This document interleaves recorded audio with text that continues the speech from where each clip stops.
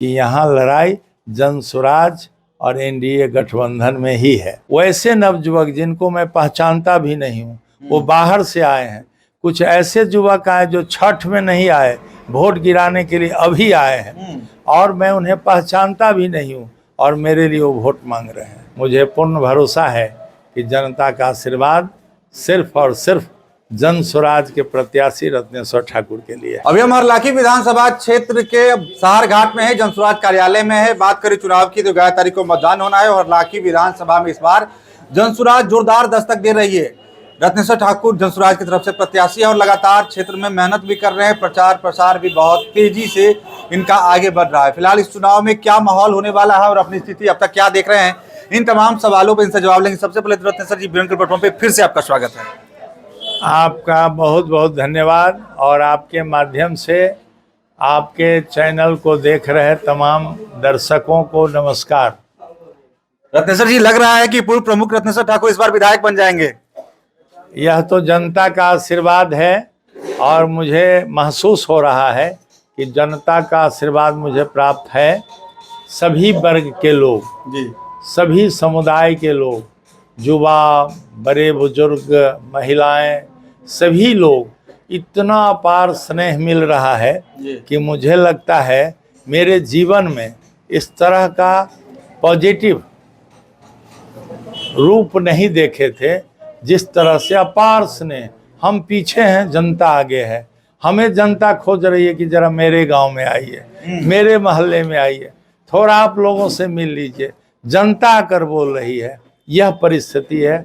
और मैं भी अपने क्षमता के मुताबिक रात के 2 बजे 1 बजे तक लोगों से मिलने का काम, प्रचार प्रसार का काम खत्म होता है, तब मैं व्यक्तिगत लोगों से मिलने का काम शुरू करता हूं, और देर रात तक उनसे मिलता हूं, उनका आशीर्वाद प्राप्त करता हूं। मुझे पूर्ण भरोसा है कि जनता का आशीर्वाद सिर्फ और सिर्फ जनसुराज के प्रत्याशी रत्नेश्वर ठाकुर के लिए। आपके लिए एक बड़ा चैलेंज ये है कि बाकी जो दल जिनसे मुकाबला है एनडीए महागठबंधन से, उनके पास स्टार प्रचारक है, हेलीकॉप्टर उतर रहा है, लेकिन आपके स्टार प्रचारक एक दिन प्रशांत किशोर आए, उस दिन माहौल बना हरलाखी में, लेकिन बाद में मेहनत अकेला आपको करना पड़ रहा है। आप खुद फोन पे शायद अभी बता रहे थे कि 250 गांव है जहां पे आपको विजिट करना है या जहां पे आपकी काम चल रही है।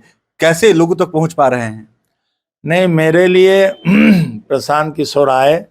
प्रशांत किशोर जी ने बीच में भी एक रोड शो किया जी। और प्रशांत किशोर जी आना भी चाहते हैं, लेकिन हमारे यहाँ के लोग ये महसूस कर रहे हैं कि प्रशांत जी का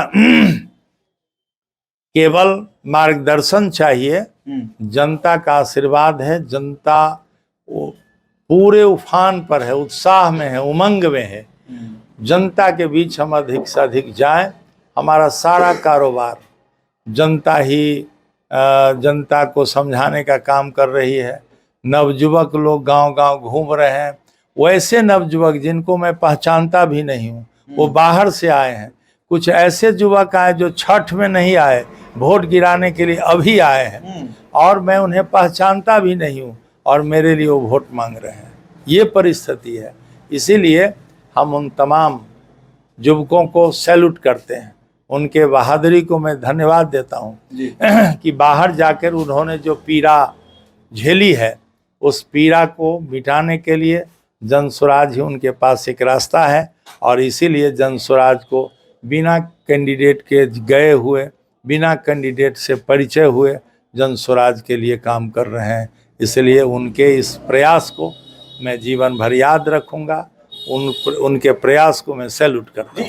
एक सवाल आप पर ये भी उठ रहे हैं कि जातिगत फैक्टर चुनाव में बहुत मायने रखता है।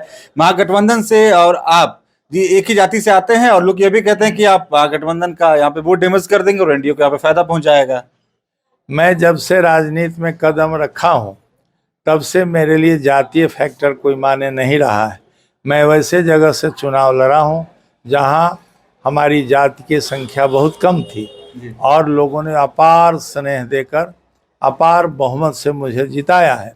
और यहाँ भी इस चुनाव में भी हमें नहीं लगता कि कोई जातीय फैक्टर है। सभी वर्ग के लोग, आप जिन वर्गों की बात करें, आप आते हैं पार्टी ऑफिस में, भीड़ लगी रहती है। आम लोगों की भीड़ सभी बरबरना जातियों की भीड़ लगी रहती है और वो लोग ये कहते हैं मेरे गांव चलिए तो मेरे गांव चलिए।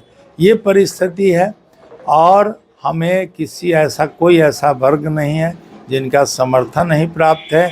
और मेरे लिए मेरे जीवन में जात पात से ऊपर उठकर जो जात का नेता होगा समाज का नेता नहीं हो सकता है। जो जात का नेता होगा वह समाज का भला नहीं कर सकता है। इसीलिए हम लोगों ने कहा कि जात पर न पात पर, जन स्वराज और प्रशांत किशोर के बात पर, और इस बार बटन दबाना है स्कूल बस्ता छाप पर। अच्छा, आपको क्षेत्र में आप गए हैं, आप बहुत कम दिन से बच गए, आप घंटे बच गए हैं एक तरह से ये कह सकते हैं हम लोग, जब चुनाव प्रचार थम जाएगा। ऐसे में आपको क्या लग रहा है कि मुकाबले में लड़ाई में कौन है? आपकी लड़ाई किन से है, महागठबंधन से, एनडीए से? वास्तविक रूप से मैं आपको बताऊं कि यहाँ लड़ाई मुझे किसी से नहीं है, इसलिए कि वो लोग अभी बहुत पीछे चल रहे हैं और जनता बहुत आगे है, हम लोग बहुत आगे हैं। और इसलिए हम किसी को अपना प्रतिद्वंदी नहीं मानते हैं, व्यक्तिगत प्रतिद्वंदी भी नहीं मानते हैं और राजनीतिक प्रतिद्वंदिता में भी वो लोग पीछे चल रहे हैं। वैसे मैं एक बात बताना चाहता हूं कि यहाँ लड़ाई जन स्वराज और एनडीए गठबंधन में ही है। यही सच्चाई है, यही हार्ड फैक्ट है। सारे जगहों का जो रिपोर्ट है, चाहे आगे पीछे जितना का भी हो, लेकिन लड़ाई एनडीए और जन स्वराज में ही है। अच्छा, चुनाव प्रचार की बात कर लेते हैं, लास्ट सवाल आपसे लेते हैं। अब तक कितना आप टेकअप कर चुके हैं? टास्क पूरा हो गया है कि लग रहा है कि और वक्त मिलना चाहिए था? मैं 2 साल से गांव-गांव जा रहा हूं और गांव-गांव में ऐसा कोई गांव नहीं है जहां मैंने मीटिंग नहीं किया, जहां मैंने जनसंपर्क नहीं किया। लेकिन नॉमिनेशन के बाद, टिकट घोषणा के बाद जो नॉमिनेशन हुआ, उसके बाद लोगों की अपेक्षा है कि कैंडिडेट होकर मेरे गांव आए। तो अभी भी कुछ गांव छूट गया, कुछ मोहल्ला छूट गया है जहां मैं अभी नहीं पहुंच पाया हूं, लेकिन 1-2 दिन में मैं वहां भी पहुंच जाऊंगा। टास्क पूरा हो जाएगा। हाँ, घर घर हम नहीं जा पा रहे हैं, हम घर घर जाने का प्रयास किया है। बहुत सारे गांव, बहुत सारे पंचायतों में मैं घर घर कैंपेन किया हूं।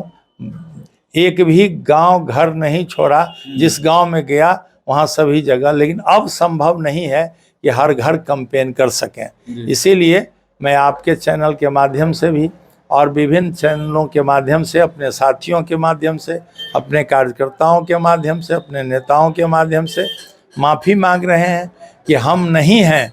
तो आप रत्नेश्वर ठाकुर होकर आप लोगों के बीच जाएं कि रत्नेश्वर ठाकुर का प्रतिनिधि रत्नेश्वर ठाकुर आपके बीच आया है, वोट मांग रहा है। यही, और उसके बाद 11 के बाद भी हमारा मिलना जुलना रहेगा। जहाँ हम नहीं जा पाए घर घर, वहाँ मैं जाऊँगा और उनकी पीड़ा में मैं सहोदर की तरह खड़ा रहूँगा। रत्नेश्वर ठाकुर जी ने अपील भी कर दी है। स्कूल का बस्ता छाप इनका निशान है। जनस्वराज के प्रत्याशी हैं, विगत कई सालों से लगातार जनस्वराज के लिए यहाँ पे काम कर रहे थे, लिहाजा पार्टी ने भरोसा भी जताया और जोरदार मजबूती से अपनी दावेदारी पेश कर रहे हैं। फिलहाल यहाँ की बात करें तो एनडीए जदयू से सुधांशु शेखर विधायक है, उन्होंने बताया है कि अगर लड़ाई की बात की जाए तो एनडीए बनाम जनस्वराज की लड़ाई मुझे हर इलाके में दिख रही है। लोगों का भरोसा है, गांव-गांव पंचायत जाकर के लोगों से जनसंपर्क भी कर रहे हैं और ये भी बताया है कि बहुत सारे प्रवासी वोटर जो बदलाव की इच्छा रखते हैं वो गांव आए हैं, बाकायदा वोट देने के लिए आए हैं। जो छठ में आए थे वो रुके हुए हैं, जो छठ में नहीं आए थे वो भी वोट देने के लिए आए हैं। ऐसे में बेहतर परिणाम की उम्मीद है। अब देखना दिलचस्प होगा कि 11 तारीख को मतदान के बाद जब 14 तारीख को मत पेटी खुलेगी, परिणाम सामने आएगा, उसमें जनस्वराज हर इलाके में क्या कुछ कारनामा यहाँ पर दिखा पाती है। तो फिलहाल इस वक्त इतना ही। आप देखते हैं BNN न्यूज। धन्यवाद।